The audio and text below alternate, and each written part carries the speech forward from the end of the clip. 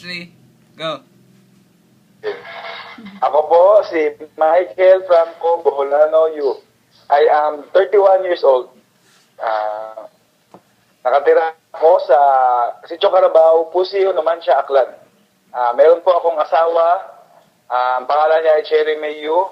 Meron po akong dalawang anak, si Micaela and si Cedric James. Sige pa, kuya. Nagtatrabaho po ako sa Royal Caribbean Cruise Lines bilang isang cabin steward. Okay. Ano pa? Ano po yung country of registry? Saan po naka-register yung barko? Royal Caribbean. Ang pangalan po ng barko kong sinasakyan, ng last na contract ko, ay Serenade of the Seas. 90,000 gross tonnage. Port of registry po ay sa Bahamas. Okay. Position niyo po. Yun na nga. Cabin steward na sabi niyo. Ako po ay isang cabin steward. Ano pong ginagawa ng cabin steward? Ang mostly na ginagawa ng cabin steward, kami ay responsible sa paglilinis ng kabina ng mga guests at mga officers ng barko. Dun po sa inyong experience, san lugar na po kayo nakarating habang nasa cruise? Ang biyahe ng Serenade of the Seas, 12-day cruise. Ang home port namin ay Barcelona, Spain. And then magkukrus kami ng Venice, Italy, tapos Rome, Civitavecchia, Greece, saan pa ba? Kusadas, Turkey, and then balik na uli kami ng Barcelona, Spain.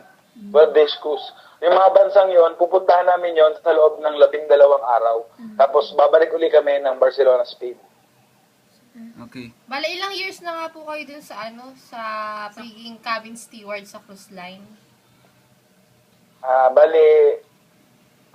Sa 1 year pa lang. Kasi papasok ko lang ng barko. Okay. Ano po, yung salary? When it comes to salary po. Sa amin kasi sa Royal Caribbean, ang basic salary lang ng kabinista is $100. Nagbe-base kami sa tip. Mostly kasi tip. Kada isang cabin na nililinis namin, kung gano'ng karaming guest ang nandun, meron silang minimum kada, for example, $10, hindi pa kasama doon yung tip. Kasi gratuities yung yung cabin steward sa Royal Caribbean. So, yun yung patakaran doon sa kumpanya namin. Doon po sa gratuity, magkano po yung pinakamalaki yung natanggap? Sa isang buwan? Opo. Kasi iniipon Tapos sa isang buwan siya, tinototal. Okay. Yung pinakamalaki po niyo, Oya. Ganun ba? Kailangan talaga. Sige, rough na lang na siguro mga $2,500. Ang laki Kasi minsan pagka nilinis namin yung kabina, minsan hindi nagbibigay ng tip, tapos minsan tumatakbo yung pasero. Hindi siya nagbibigay ng gratuities. Kaya hindi rin fix yung sweldo talaga namin. So, ano po yung advantage ng pagiging cabin steward sa isang cruise line? Advantage ng isang cabin steward, bukod sa maganda na yung sweldo, magkaswerte yung sa pasahero, sa tip, tapos nakakapunta ka sa iba't ibang lugar. Gaya ako, napunta ako ng Rome, Venice, Civitavecchia, Italy, marami akong lugar na napuntahan. Yun ang advantage ng pagiging isang cabin Siyempre, steward. pag may advantage po, may disadvantage. Ano naman po yung mga disadvantages ng pagiging cabin steward sa cruise line?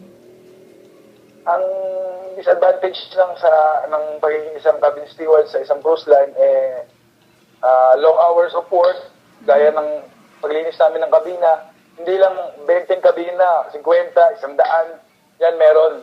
Kung may 100 nga minsan, meron 100 kabina. Tsaka syempre, malayo sa pamilya, homesick, malayo sa asawa mo, sa mga anak mo, yun ang disadvantages. So, ano naman po yung pinaka hindi nyo